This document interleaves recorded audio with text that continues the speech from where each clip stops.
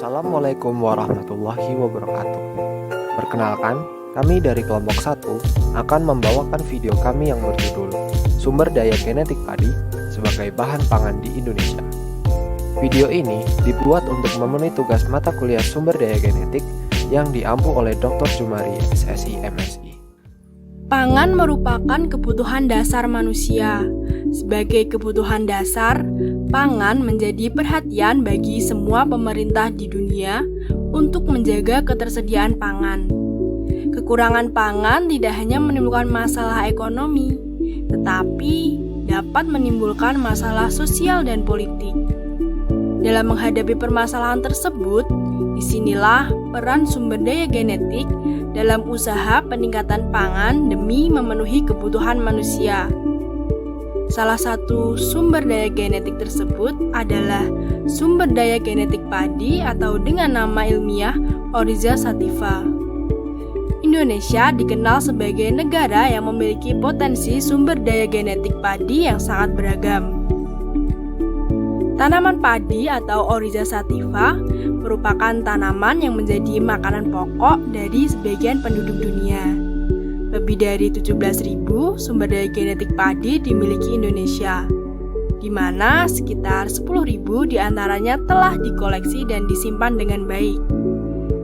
Tingginya tingkat keanekaragaman sumber daya genetik tersebut telah memberikan peluang untuk memanfaatkan sumber-sumber gen penting yang ada untuk program pemuliaan dalam rangka peningkatan pangan.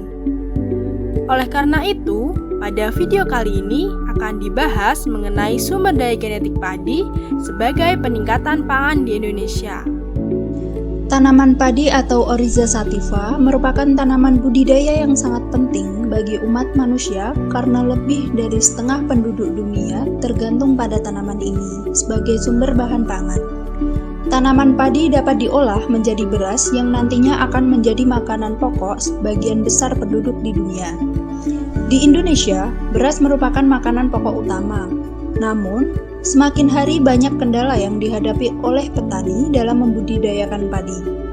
Kondisi ini mengakibatkan penurunan hasil produksi yang berujung pada permasalahan krisis pangan.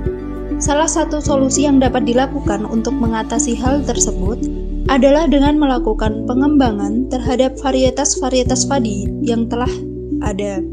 Peningkatan produksi padi dapat dilakukan dengan cara tindakan agronomi melalui manipulasi genetik dan manipulasi lingkungan tumbuh. Manipulasi genetik melalui pemuliaan dapat dilakukan dengan cara memanfaatkan sumber keragaman genetik yang tersedia untuk menghasilkan varietas yang unggul. Indonesia memiliki ragam jenis padi dengan karakteristik yang berbeda-beda. Padi lokal seringkali memiliki daya adaptasi yang unggul dibandingkan dengan varietas modern, terutama dalam hal ketahanan terhadap cekaman biotik seperti hama dan penyakit, cekaman abiotik seperti keracunan hara dan kondisi lingkungan biofisik yang kurang optimal, dan kualitas gabah serta rasa beras. Karakteristik yang unggul ini menjadikan padi lokal berpotensi sebagai sumber gen yang mengendalikan sifat-sifat penting pada tanaman padi. Keragaman genetik yang tinggi, serta keanekaragaman karakteristik pada padi lokal dapat dimanfaatkan dalam program pemulihan padi untuk mengembangkan varietas padi unggul.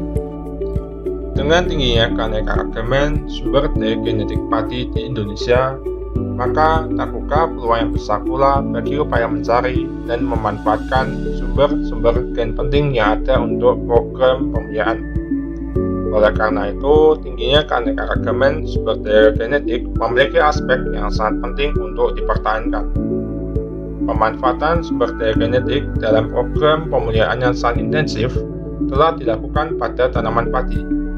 Hal ini dilakukan melalui karakterisasi dan evaluasi keanekaragaman genetik, perbaikan genetik atau pemulihan dan perluasan dasar genetik, serta pemanfaatan kerabat liarnya. Hasil pemanfaatan akan terlihat dari jumlah varietas unggul yang telah dihasilkan. Hingga saat ini, sebanyak 183 varietas padi unggul sudah dilepas. Dari pemanfaatan sumber daya genetik padi di Indonesia, telah didapatkan padi varietas yang unggul. Beberapa contoh dari varietas tersebut adalah padi Pandanwangi. Padi Pandanwangi merupakan varietas unggul yang menjadi ciri khas dari kota Cianjur yang berasal dari padi bulu. Varietas unggul Kokal Padi Pandanwangi cocok ditanam di dataran sedang dengan ketinggian kurang lebih 700 meter di atas permukaan laut. Padi Pandanwangi memiliki keunggulan khusus seperti aroma pandan di pertanaman, beras dan nasi serta rasa nasi yang enak, pulen, dan tidak cepat basi.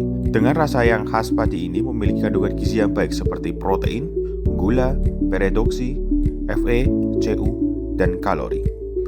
Yang kedua ada IR64 atau Cetra Ramus.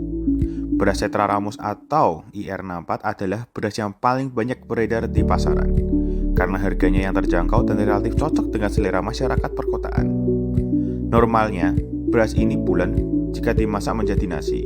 Namun, jika berumur terlalu lama, lebih dari 3 bulan, maka beras ini menjadi sedikit perah dan mudah basi ketika menjadi nasi. Dan yang terakhir ada beras Rojo Lele. Beras ini memiliki ciri fisik cenderung bulat, memiliki sedikit bagian yang berwarna putih susu dan tidak wangi seperti beras Pandanwangi. Nama Rojo Lele biasanya adalah sebutan dari daerah Jawa Tengah atau Jawa Timur. Namun untuk daerah Jawa Barat dan beberapa daerah lainnya terkadang beras ini biasa disebut beras muncul. Rojo Lele memiliki aromatik dan rasa yang enak. Dengan segala manfaat yang diperoleh dari keanekaragaman sumber daya genetik, tentu terdapat beberapa permasalahan. Di balik dari banyaknya manfaat dari pemulihan tanaman padi, ternyata terdapat kekhawatiran yang timbul terhadap keanekaragaman sumber daya genetik, yaitu dapat mencemari keanekaragaman gen di lingkungan alami.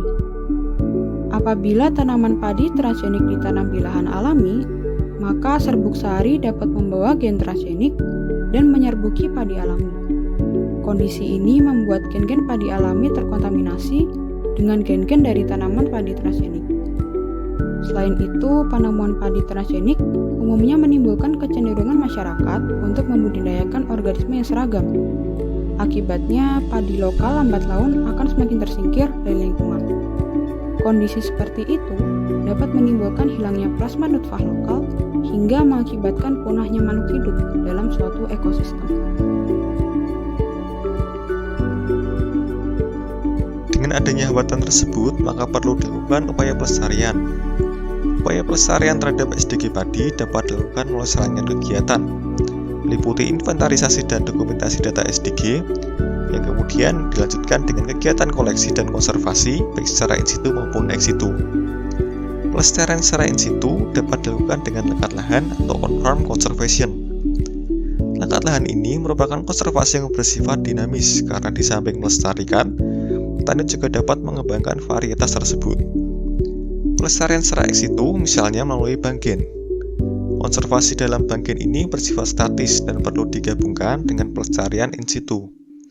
Selain itu, pelestarian ex situ juga dapat dilakukan dengan kebun koleksi dan pengkulturan, meliputi kultur jaringan, kultur serbuk sari, atau kultur bagian tanaman lainnya. Di samping perlunya pelestarian, pengelolaan SDG padi juga perlu dilakukan agar permasalahan-permasalahan seperti import beras yang tinggi dan produktivitas beras dalam negeri yang rendah dapat diatasi. Oleh karena itu, pemerintah melakukan upaya dengan melakukan perakitan varietas unggul baru atau FUB dengan memakai varietas lokal ini.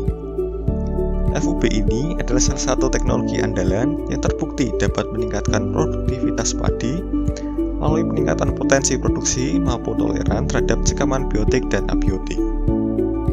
Itulah tadi seputar sumber daya genetik padi sebagai bahan pangan di Indonesia. Dalam rangka peningkatan pangan dengan memanfaatkan sumber daya genetik padi, tentu masih terdapat beberapa hambatan dan tantangan.